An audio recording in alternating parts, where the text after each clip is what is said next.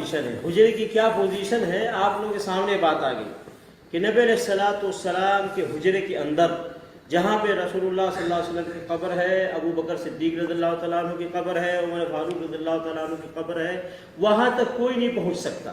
چاروں طرف سے 2 دیواریں ہیں اور دونوں بند ہیں، وہاں تک کوئی پہنچ ہی نہیں سکتا، کوئی جا ہی نہیں سکتا، دنیا کا کوئی صدر ہو، وزیر اعظم ہو، بلکہ اس ملک کا بادشاہ ہو، وہ بھی نہیں وہاں تک جا سکتا ہے۔ تو اگر کوئی یہ کہتا ہے کہ میں اتنے سال پہلے کوئی آیا تھا، اندر گیا تھا، یا یہ کہ کوئی صدر گیا تھا، وزیر اعظم گیا تھا، تو غلط بات ہے۔ بھائی تقریباً 1000 سال سے زیادہ ہو گئے، بلکہ 1300 سال عمر بن عبدالعزیز رحمۃ اللہ علیہ نے اپنے زمانے میں چاروں طرف سے دیواریں بنوا دی تھی اور اس کو بند کر دیا گیا تھا، کوئی اندر جا نہیں سکتا۔ لیکن بہت سارے لوگوں کے ذہنوں میں ایک سوال آتا ہے کہ کیوں نہیں نبی علیہ الصلوۃ والسلام کے حجرے کو کھول دیا جاتا ہے، دیواریں ہٹا دی جاتی ہیں تاکہ نبی علیہ الصلوۃ والسلام کی قبر کو دیکھتے، ابو بکر عمر رضی اللہ تعالیٰ عنہ کی قبروں کو دیکھتے، اور ہم بھی ان کے قبروں کی قریب سے جا کے زیارت کرتے۔ بہت سارے لوگوں کے ذہن میں بات آتی ہے، سمجھ گئے نا؟ لیکن آخر کیا وجہ ہے کہ 1300 سال قبل اس وقت کے مسلم حکمران نے اور مسلم حکومت کے ذمہ داروں نے یہ فیصلہ کیا کہ رسول اللہ صلی اللہ علیہ وسلم کی قبر کو اور صحابہ کرام کی قبر کو چاروں طرف سے بند کر دیا جائے، اس کو کھلا نہ رکھا جائے۔ آخر ایسا کیوں ان لوگوں نے سوچا؟ اللہ رب العالمین کی طرف سے انتظام ہوا۔ کیوں کہ نبی علیہ الصلوۃ والسلام نے اپنی زندگی میں اللہ رب العالمین سے ایک دعا کیا تھا، ایک سوال کیا تھا، ایک چیز مانگا تھا۔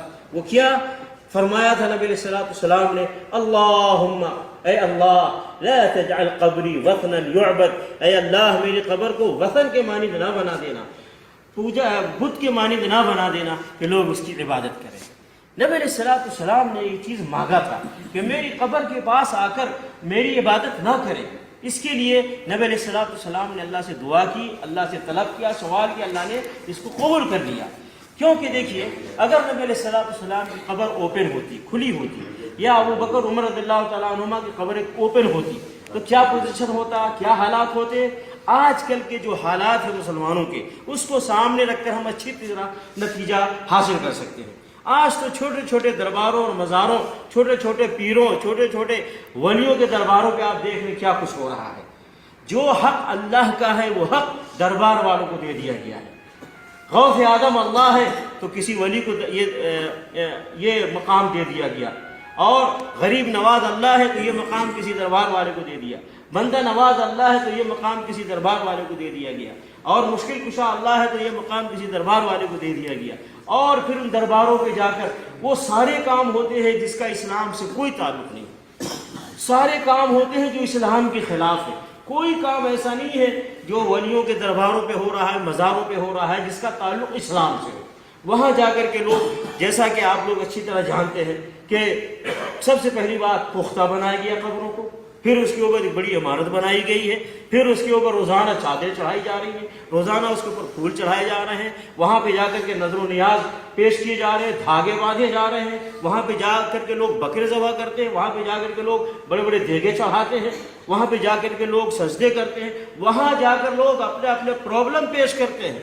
اولاد نہیں ہے تو دربار میں جا کے وہاں جا کر کے کہتے ہیں ہمیں اولاد چاہیے، کسی کا کاروبار نہیں چل رہا ہے، وہاں جا کر کے کہتے ہیں کہ ہمارا کاروبار چلنا چاہیے، ہمارے کاروبار میں ترقی چاہیے، کسی کو بیمار ہے تو وہاں جا کر کے دربار میں کہتے ہیں ہم بیمار ہیں، ہمیں شفا چاہیے۔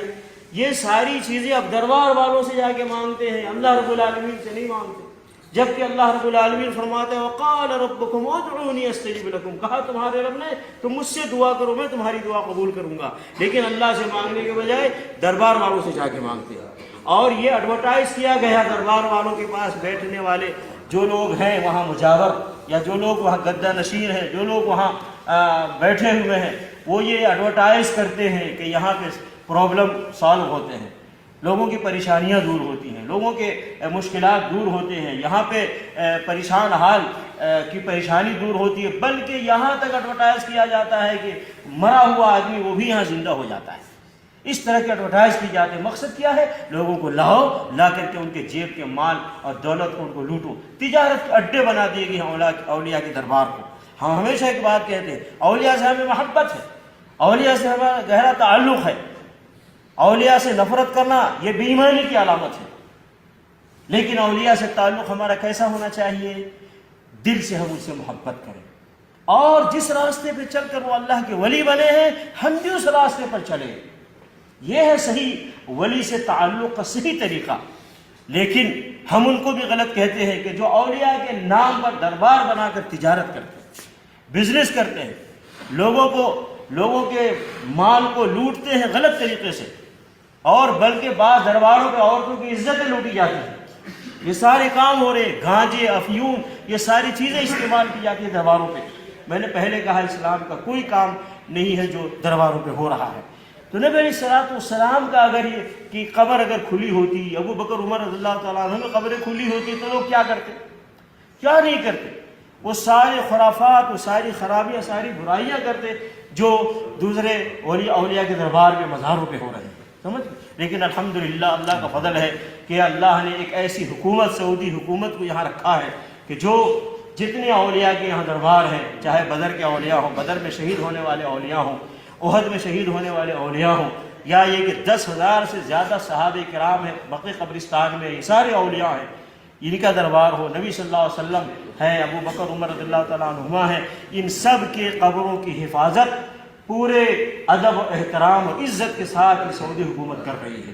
کسی کو وہاں پہ کوئی ایسے کام کرنے کی اجازت نہیں دی جاتی جس کا تعلق اسلام سے نہیں ہے. آپ ان سے محبت کریں اور ان کے راستے پر چلیں اور جا کر ان کے لیے دعائیں کریں. آپ ان کے لیے دعا کریں، آپ ان سے نہ مانگیں اپنے لیے. یہ نہیں تعلیم دی گئی ہے.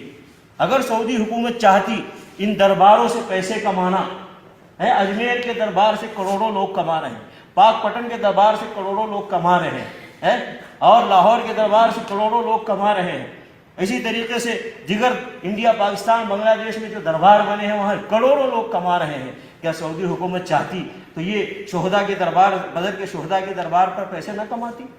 یہ احد کے شہداء کے دربار پہ پیسے نہ کماتی حکومت؟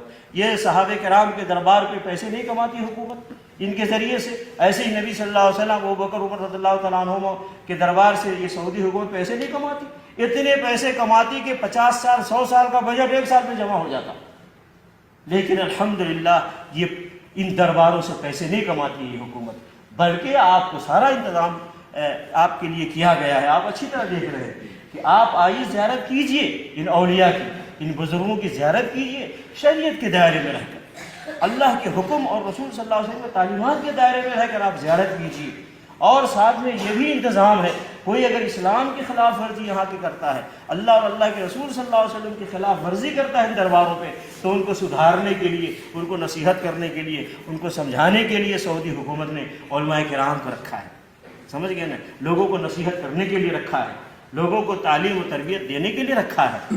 یہ ہے صحیح طریقہ دربار. اسی لیے نبی علیہ الصلوۃ والسلام، ابو بکر عمر رضی اللہ تعالیٰ عنہ قبر اوپن نہیں ہے، اللہ کی طرف سے انتظام ہو گیا کہ کوئی قبر تک پہنچ نہیں سکتا، اس لیے وہاں جا کے کوئی سجدہ بھی نہیں کر سکتا ہے، کوئی چڑھاوے بھی نہیں چڑھا سکتا ہے، کوئی رکوع بھی نہیں کر سکتا، کوئی وہاں پہ جا کے نماز بھی نہیں پڑھ سکتا، کوئی قرآن بھی نہیں پڑھ سکتا، کچھ نہیں کر سکتا ہے. بس آئے سلام کرے. آپ جب آتے ہیں قبر زیارت کرنے تو صرف اتنا کہیں السلام علیک یا رسول اللہ ورحمۃ اللہ وبرکاتہ. پھر تھوڑا آگے بڑھیں گے السلام علیک یا ابا بکر الصدیق ورحمۃ اللہ وبرکاتہ. پھر تھوڑا آگے بڑھیں گے السلام علیک یا عمر الفاروق ورحمۃ اللہ وبرکاتہ. اتنا سلام کر کے آگے چلے جائیے. آپ کی زیارت کرنے کے لیے، سلام کرنے کے لیے سعودی حکومت نے بہترین انتظام کیا ہوا ہے. پورے ادب سے آئے اور سلام کر کے اور آگے چلے جائیں.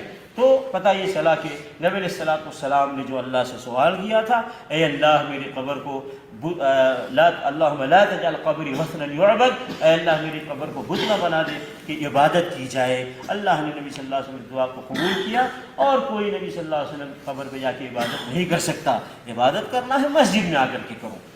عبادت کی جتنی قسمیں ہیں ساری قسمیں مسجد کے اندر آ کر کے کرو، کوئی آپ کو غلط نہیں کہے گا. اور اس لیے سعودی حکومت نے مسجد نبی صلی اللہ علیہ وسلم میں، مسجد حرام میں، مسجد قباء میں، دیگر مسجدوں میں عبادت کرنے والوں کے لیے بہترین انتظام ہے. صفائی کا انتظام ہے، بہترین کارپیٹ کا انتظام ہے، بہترین ایئر کنڈیشن کا انتظام ہے، اور اعلیٰ سے اعلیٰ انتظام ہے یہاں عبادت کرنے والوں کے لیے مسجد کے اندر، اور قبرستان کی زیارت کرنے والوں کے لیے بھی بہترین انتظام ہے شریعت کی روشنی میں۔ باقی درگاہوں دربار مزاروں پہ جو ہو رہا ہے نہ یہاں کرنے کی اجازت ہے اور نہ ہی اس کا تعلق اسلام سے ہے، اس سے مسلمانوں کو بچنا چاہیے۔ یہ سوراخ جو 8 ہیں اس کا کیا